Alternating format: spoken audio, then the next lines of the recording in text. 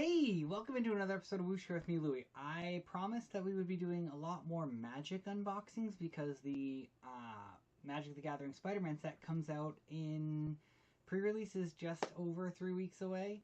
The full set release is just about 4 weeks, less than, away, so I'm getting super pumped. Something that they do for Magic the Gathering is sometimes they'll put out these random mystery boxes. So, I'm going to open one on stream, so you maybe don't have to, because if it's not worth it, it's not worth it. I'll let you know at the end whether it is, but let's check it out.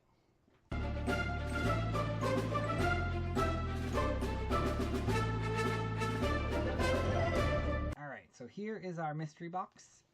It says 5 random boosters, 1 set of 2 promo cards, 1 random game piece, which I'm assuming is probably like a life counter / D20, but let's take a look. We certainly taped it, that's for sure. Alright. I guess we'll just do it this way, where we open it a bit. Let me see if I can fix the camera a smidge. Actually, I don't really need to. Let's see. There's little pull tabs here, so we'll see what we pull out. Ooh. Duskmorn pack. Duskmorn play booster. Could be better. Could be worse, I guess.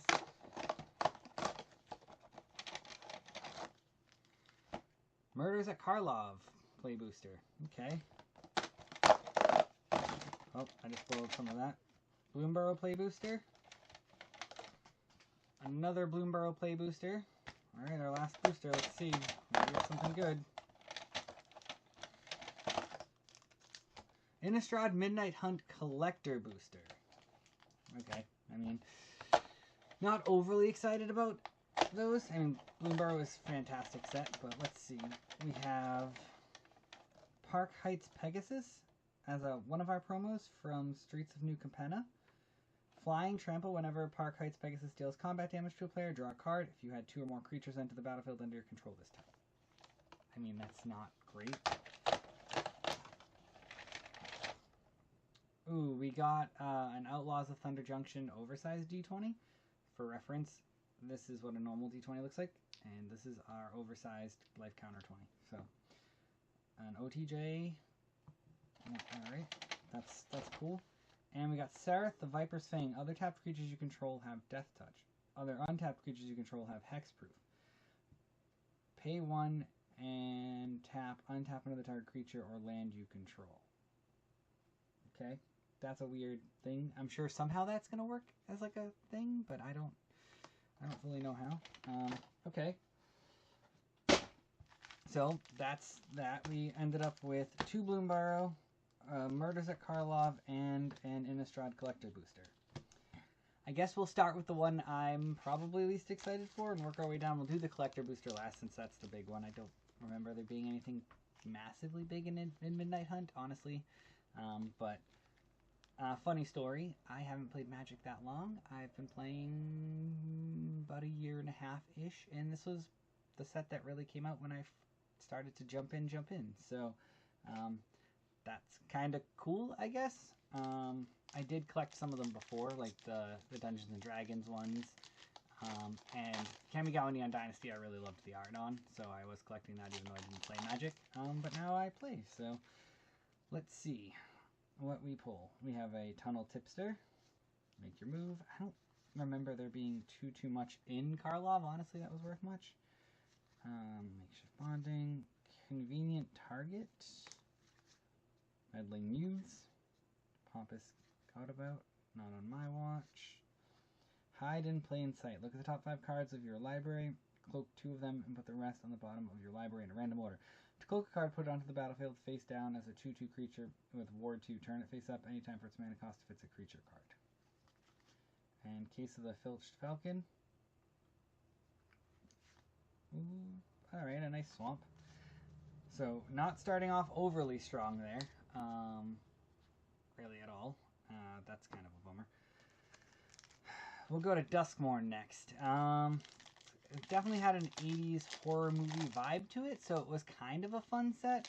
But again, not one I was overly excited for, although I am looking for an Enduring Tenacity, I think, for my Mono Black Children of the Apocalypse deck. So we'll see. Screen. You know what? Let's just run through this quick. What do we got here? Anything that sticks out? Anything at all? Fear of Abduction. Overlord of the Balemark. Impending 5. When Overlord of the Balemark enters or attacks move 4 cards, then you return a non-avatar creature card or planeswalker card from your graveyard to your hand. That's a mythic, so that's cool. That is our one rare / mythic for the pack. And then, okay. Again, I don't know. I don't know if this is overly. Nothing in here is jumping out to me as overly worth it, but that's just me. We'll check out Bloomburrow. Maybe we'll have more luck with Bloomburrow. Doesn't seem overly likely, but you never know. Bloomburrow did have some things that might be worth it. Like if there was a Banner of Kinship in here, that'd be kind of nice. Hunter's Talent, Mabel's Medal, Shoreline Looter, Tangle Tumbler, and Storm Chaser's Talent is our rare. So, And a Mountain and Finch Formation with an art card. Okay, so again, not looking overly great for what we have going on, to be completely honest.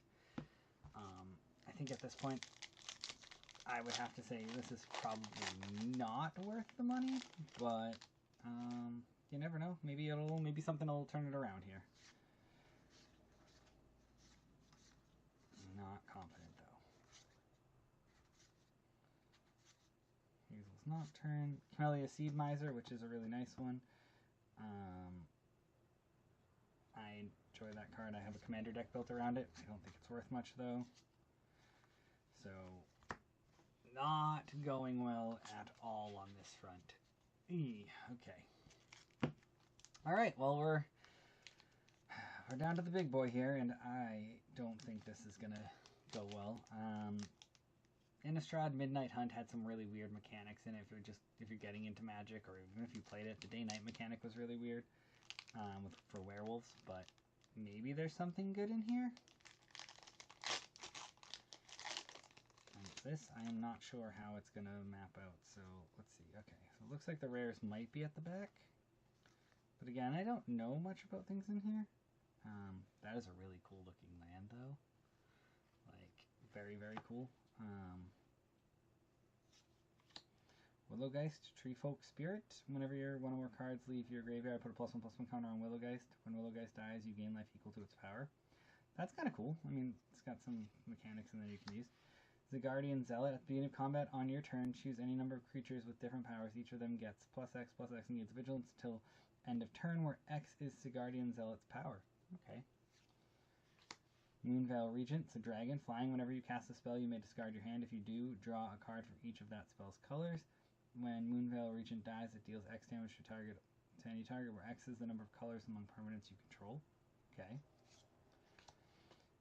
Candlegrove Witch. Creature, human warlock. Coven. At the beginning of combat on your turn, if you control 3 or more creatures with different powers, Candlegrove Witch gains flying until end of turn. Okay. Shady Traveler. It's Menace, Daybound, and Human Werewolf. This is where, I don't want to spoil anything that might come up, but this is where we have that day-night mechanic where transforms into a werewolf, from a 2/3 human werewolf to a 4/4 just straight up werewolf. Not great. Not great. Alright. Gissa the Glorious Resurrector. Huh, that could be cool. I have a zombie deck.